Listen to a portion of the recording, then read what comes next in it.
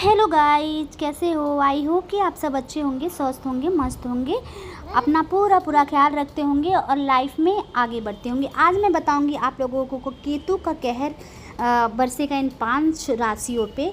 कौन कौन से राशि हैं? जैसे कि केतु बरसाएंगे कहर, इन 5 राशियों को देंगे सबसे ज़्यादा तकलीफ। सेहत, कारोबार में आएगी भारी समस्या। ठीक है, तो चलिए वीडियो को ना लेट करते हुए वीडियो को आगे बढ़ाते हैं। जैसे कि केतु ग्रह पूरे 1.5 साल के बाद राशि परिवर्तन करके सिंह राशि में गोचर करने जा रहे हैं। जैसे कि मैंने आपको पहले भी अपने शॉर्ट वीडियो में बताया था, जैसे कि केतु 18 मई 2025 को सिंह राशि में गोचर करेंगे और पूरे 1.5 साल तक वहीं रहेंगे। सूर्य की राशि सिंह में केतु का गोचर कुछ राशियों के लिए बहुत ही अनुकूल माना जा रहा है। मेष और कन्या राशि के 5 राशियों को और लोगों को केतु की वजह से जीवन में कई क्षेत्रों में कई तरह की संघर्ष करना पड़ सकता है। इन राशियों को सेहत में भरी गिरावट का सामना करना पड़ सकता है, साथ ही कारोबार में भी भारी नुकसान की आशंका है। इन सब वजहों से इनका परिवार जीवन इनका पारिवारिक जीवन जो होता है ना, वो काफ़ी तनावपूर्ण रहने वाली है। आइए जानते हैं कौन से 5 राशियाँ हैं। 5 राशियों को केतु के इन गोचर के बाद सावधान रहने की सलाह दी जा रही है। साथ ही केतु को शांत करने का उपाय भी मैं बताऊंगी लास्ट में कैसे क्या करना है। जैसे कि केतु का गोचर 18 मई को सिंह राशि में होगा शाम 5 जैसे कि सिंह राशि में 5:08 में केतु कन्या राशि से निकलकर सिंह राशि में प्रवेश करेंगे। ज्योतिषी में केतु को क्रूर ग्रह माना जाता है। यह हमारे वक्री अवस्था में भी गति करते हैं। अधिकांश गोचर के बाद अगली राशि में प्रवेश करते हैं और अब सिंह राशि में गोचर करेंगे। ऐसा माना जाता है कि जिस राशि में केतु बैठता है उस राशि के स्वामी ग्रह के समान प्रभाव पैदा करता है। अब की बार केतु का गोचर का सबसे बुरा असर मेष और कन्या राशि सहित 5 राशियों के लोगों पर होगा। इन राशियों को नौकरी और कारोबार में अचानक से बड़ी समस्याओं का सामना करना पड़ेगा। साथ ही धन की कमी और बीमारियों से भी जूझना पड़ेगा। ठीक है, देखिए कौन सी राशियों पर भारी होगा केतु का सिंह राशि में गोचर करना। ठीक है, तो चलिए आइए जानते हैं वो कौन सी राशियाँ हैं जिन पर केतु का प्रभाव पड़ने वाला है और बहुत बुरी तरीके से प्रभाव पड़ेगा। और मैं उपाय बताऊंगी, इससे डरने की ज़रूरत नहीं है, घबराने की ज़रूरत नहीं है। आप उपाय कीजिए, अच्छे कर्म कीजिए, सब सही होगा। ठीक है, तो चलिए स्टार्ट करते हैं। कौन सी राशि है, कौन सी राशि है? वो 5 राशि है। जैसे कि पहला राशि मेष राशि है। मेष राशि के जातक के जीवन में 5वें भाव में गोचर करेगा। इस भाव में केतु का गोचर आपके लिए अच्छा नहीं माना जा रहा है। आपके मन में किसी प्रकार का आशंका बनी रहेगी, जबकि ये स्थिति विद्यार्थियों के लिए फ़ायदेमंद हो सकती है और होगी भी, लेकिन आपके अंदर एक अज्ञात चिंता घर कर जाएगी। आप पुरातत्व, भौगोलिक परिस्थितियों से ज्योतिषी, आध्यात्मिकता आदि जैसे विभिन्न गैर पारंपरिक विषयों के बारे में जानने के प्रति जागरूक रहेंगे। ठीक है, और इनमें से आपकी रुचि बहुत ज़्यादा बढ़ेगी। ठीक है, केतु के प्रभाव के कारण आपके प्रेम संबंध में संघर्ष उत्पन्न हो सकता है। इस दौरान आपके और आपके प्रियजन के बीच भावनात्मक आदान प्रदान कम हो सकता है, ध्यान रखिएगा। और कुछ गलतफहमियां भी अधिक हो सकती है। आपके साथ धोखा भी हो सकता है, सावधानी बरतिएगा। इसीलिए सावधानी बरतने की बहुत ज़्यादा आपको कोशिश करनी पड़ेगी। इस दौरान बच्चों से जुड़े, जैसे कि आपके बच्चे से जुड़े कुछ समस्याएं भी उत्पन्न हो सकती है। इसीलिए आपको अपने बच्चे के स्वास्थ्य को प्राथमिकता देनी चाहिए। उपाय के रूप में हर मंगलवार को किसी मंदिर के, जैसे कोई भी मंदिर हो, किसी भी मंदिर के अंदर त्रिकोणीय ध्वज लगाना चाहिए। जो त्रिकोणीय ध्वज होता है ना, वो लगाना चाहिए आपको। ठीक है, और चलिए तो दूसरी राशि की तरफ चलते हैं। वो कौन सी दूसरी राशि है? दूसरी राशि है वृषभ राशि पर केतु के गोचर का प्रभाव कैसे पड़ने वाला है। जैसे कि केतु का गोचर वृषभ राशि के 4थे भाव में होगा। केतु को वैराग्य पैदा करने वाला ग्रह माना जाता है। यह जिस भाव में रहता है उससे जुड़े परिणामों को भी कम कर देता है। यही कारण है कि जब केतु आपके 4थे भाव में प्रवेश करता है तो कुछ पारिवारिक परेशानियां उत्पन्न होगी आपके साथ में, ठीक है। परिवार के सदस्य के बीच अनावश्यक संघर्ष भी हो सकती है, बहुत ज़्यादा गलतफहमियां भी बढ़ सकती है, तो पारिवारिक वातावरण अशांत हो सकता है। आप अपने घर में शांति की कमी महसूस करेंगे, जिससे आपको घर पर कम और बाहर अधिक समय बिताने का मन करेगा।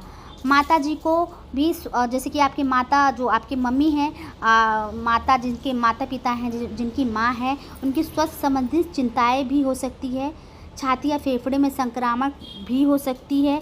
ऐसे में आपको अपने स्वास्थ्य, अपने आसपास के वातावरण और अपने पारिवारिक संबंधों का ध्यान रखने की कोशिश करनी चाहिए, ताकि आपकी जैसे कि आप आपसी बातचीत को बनाए रखें, ठीक है, अनुकूलता प्राप्त कर सके, ठीक है। उपाय के रूप में केतु ग्रह के बीज मंत्र का जप करनी चाहिए आपको, ठीक है।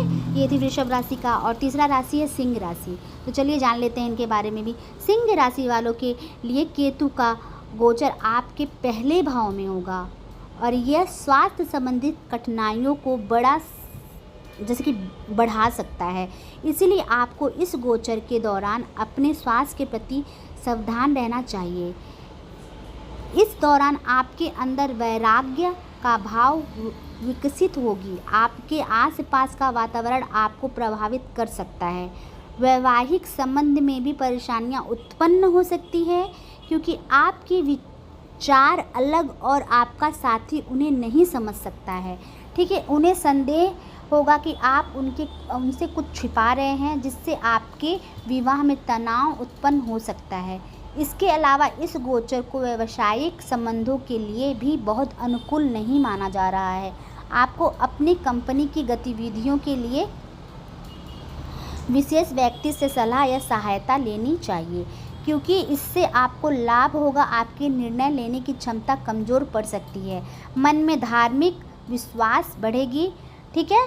उपाय के रूप में मंगलवार के दिन छोटे बच्चों को गुड़ और चने का प्रसाद बांटना चाहिए। छोटे छोटे बच्चों को आपको मंगलवार को गुड़ और चने का प्रसाद आपको बांटना है, ठीक है। चौथी राशि की तरफ चलते हैं। चौथी राशि है कन्या राशि। पर केतु का गोचर क्या रहने वाला है? तो जैसे कि केतु का गोचर कन्या राशि के 12वें भाव में होगा। यह गोचर आपके लिए सकारात्मक होने का संभावना नहीं है, इसीलिए आपको सावधानी बरतनी चाहिए।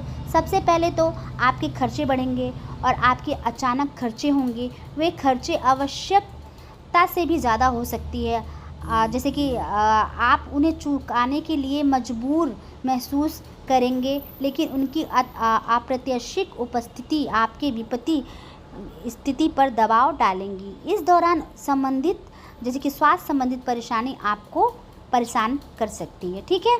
जैसे कि तेज़ बुखार, तेज़ सिर दर्द और किसी भी प्रकार का संक्रमण की समस्या पैदा हो सकती है आपको, ठीक है। थोड़ा सा ध्यान रखना होगा आपको स्वास्थ्य संबंध से लेकर, ठीक है। इसलिए आपके स्वास्थ्य को हल्के में ना लेनी है, आपको बिल्कुल भी नहीं लेनी है हल्के में स्वास्थ्य से संबंधित चीज़ों को। इसे केतु गोचर के कारण आपके मन में आध्यात्मिक विचार उत्पन्न हो सकते हैं और आप ध्यान साधना और अन्य प्रथाओं में अधिक समय दे सकते हैं। आपकी नौकरी में आपकी रुचि कम हो सकती है। आपको तीर्थ यात्रा पर जाने का अवसर मिल सकता है। उपाय के रूप में आपको केतु ग्रह के बीज मंत्र का जप करना चाहिए, ठीक है। तो चलिए लास्ट राशि कौन सा है? तो लास्ट राशि है कुंभ राशि। कुंभ राशि के गोचर का प्रभाव क्या पड़ने वाला है केतु का? जैसे कि कुंभ राशि के जातक के लिए केतु का यह गोचर सप्तम भाव में होने जा रहा है, जो लंबी साझेदारी और विवाह का भी भाव है। आपको अत्यधिक सावधानी बरतनी चाहिए, क्योंकि इस गोचर को परिणाम स्वरूप आपके और आपके जीवन साथी के बीच कई असहमित तनाव, टकराव और पारस्परिक अहंकार के मुद्दे हो सकते हैं। आपको अपने जीवन साथी के बारे में कुछ संदेह हो सकता है, क्योंकि आपको लगेगा कि वो आपसे कुछ बातें छिपा रहे हैं और आप उन्हें समझना नहीं चाहते। यह विरोधाभास आपके बीच की दूरी को गहरा कर सकता है। इसलिए आपको संतुलित जीवन शैली जीनी चाहिए और अपने जीवन साथी को समझना चाहिए। व्यवसायियों के लिए भी यह गोचर आदर्श नहीं है। ऐसे में आपकी गतिविधियों को नियंत्रण में रखें और अपने व्यवसाय को आगे बढ़ाएं। ठीक है, आप एक अत्यधिक कुशल व्यक्ति से सलाह लेने से लाभ उठा सकते हैं। उपाय के रूप में आपको मंगलवार के दिन काले और सफ़ेद तिल का दान करना है। किसी ज़रूरतमंद को कर दीजिए, किसी मंदिर में जाके कर दीजिए। ज़्यादा से ज़्यादा आपको केतु के बीज मंत्र का जप करना है। और जिन लोगों को केतु का बुरा प्रभाव से बचना है तो आपको क्या करना है, आपको दुर्गा सप्तशती का पाठ कर लीजिए, उससे बहुत ही आपको शांति मिलेगी। किसी भी देखो, दुर्गा सप्तशती पाठ से आपको कोई भी ग्रह दोष जो भी होता है ना, ग्रह दोष, कोई भी ग्रह होते हैं या कोई भी कैसे भी ग्रह दोष होते हैं ना, जैसे कि शनि के हो गए, केतु के हो गए, मंगल के हो गए, किसी के भी हो गए ना, अगर आप सप्तशती पाठ करते हो तो उससे आपको ना बहुत ही शांति मिलती है। कोई भी ग्रह आपको सताएंगे नहीं, उनका बुरा प्रभाव पड़ नहीं पाएंगे आपके ऊपर। तो आप सप्तशती का पाठ करें, अगर हो सके तो सप्तशती का पाठ कीजिए, नहीं तो आप बीज मंत्र का जप कीजिए। ठीक है, तो ये थी जैसे कि राहु के बीच केतु के बीच मंत्र का जप करना है आपको भी। मंगलवार को मैंने जो बता दिया आपको क्या करना है, काले और सफ़ेद तिल का दान करना है। ठीक है, तो ये थी मेरी जानकारी। जो लोग मेरे चैनल को सब्सक्राइब नहीं किए हैं, जल्दी जल्दी जाके मेरे चैनल को सब्सक्राइब कीजिए, लाइक कीजिए, ज़्यादा से ज़्यादा शेयर कीजिए, ताकि मेरी नोटिफिकेशन आपको मिलता रहे, यानी कि मेरा नया वीडियो आप तक पहुँचता रहे। तब तक के लिए मैं चलती हूँ। जय माता जी, जय महाकाल, जय श्री कृष्णा।